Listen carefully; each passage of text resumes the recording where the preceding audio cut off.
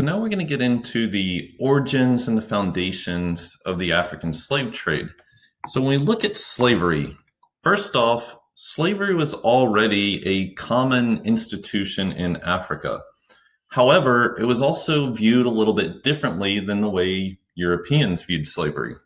So in Africa, most of your slaves typically were either captured prisoners of war, sometimes criminals, sometimes debt slavery, and most of them worked as cultivators. And in many parts of Africa, they didn't believe in land ownership.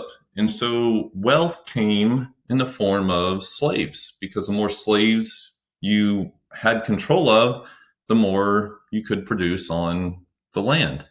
And so slaves were often a measure of power and wealth. However, slaves were not necessarily considered property. They, over time, could become parts of the family. Slaves could, over time, earn their freedom. And slaves, if they had children, the children of slaves were not considered slaves either. And so the view towards slavery was quite a bit different in Africa. It's also important to note that the Islamic slave trade would continue during this time as well. The Islamic slave trade started way back around 800 CE or so, and it's going to continue through this entire era. And many slaves were taken across the Sahara to the Muslim world. Many slaves were taken off that east coast of Africa to the Muslim world, and most of them worked in domestic roles. And an important difference when we compare the Atlantic slave trade and the Islamic slave trade, there were far more women taken in the Islamic slave trade. And many women were taken to the Muslim world to serve in concubine roles as well as domestic roles. And there were men taken as well. But when you look overall, there were far more women taken in the Islamic slave trade than what would be taken in the Atlantic slave trade. And so that trade is going to continue throughout this period. And so what the Europeans did was they tapped into these existing networks. The slave trade already existed. They're simply going to divert it to the western coast and greatly increase the volume of the slave trade as well. So the slave trade really begins with Portugal, and Portugal is going to dominate the slave trade really for the first century or more.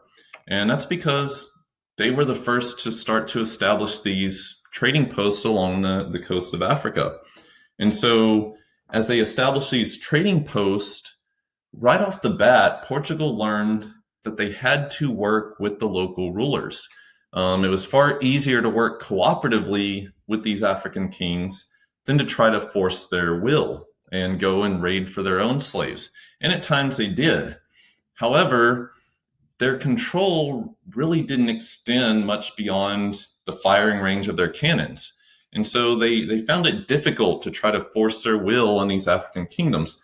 Furthermore, diseases, especially malaria, kept the Europeans from penetrating the interior parts of Africa as well. And so again, it was much easier to work with these local rulers. So these local rulers agreed to trade with Portugal because they could obtain these manufactured goods from Europe. And so the Portugal, early on, they're going to export a bigger variety of things from Africa, including ivory and gold and silver and animal skins and slaves as well.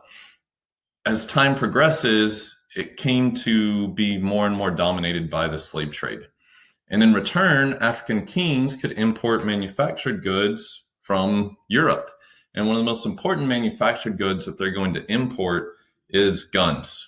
Guns are going to give these African kings a big advantage over neighboring kingdoms.